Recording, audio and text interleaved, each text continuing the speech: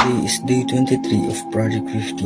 Ngayon nga uwi ko sa Pinas. I left around 11 PM. Even though my flight was until 3 AM. The airport was in Dubai, so we had to go early. I was flying solo, but since I'm still a minor, my mom had to go to assistance from the airline.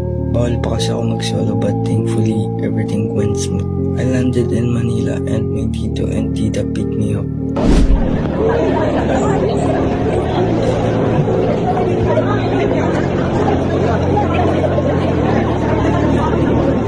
Gutom na sila from waiting, so we grabbed food first.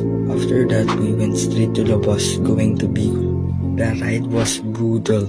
11 to 12 hours on the road. My back hurt, I barely sleep, and I was mentally drained. But that's part of it. Even though long, tiring days, I keep reminding myself I signed up for this grind. Project 50 doesn't stop just because life gets inconvenient. Pagdating namin, we unpacked the pasalubong for everyone. Tita, tito, and the rest of the family. They had to head out to Limanan, and after that they left. I finally got some rest, but it's not rest mode, it's reset mode. Being back here doesn't mean it's chill time. It means it's time to lock in again. One thing I'm learning is that self-improvement doesn't wait for perfect timing. Kahit pagod, kahit walang tulog, you show up. That's how momentum is built. Not through perfect condition, but through consistency and in the hard ones.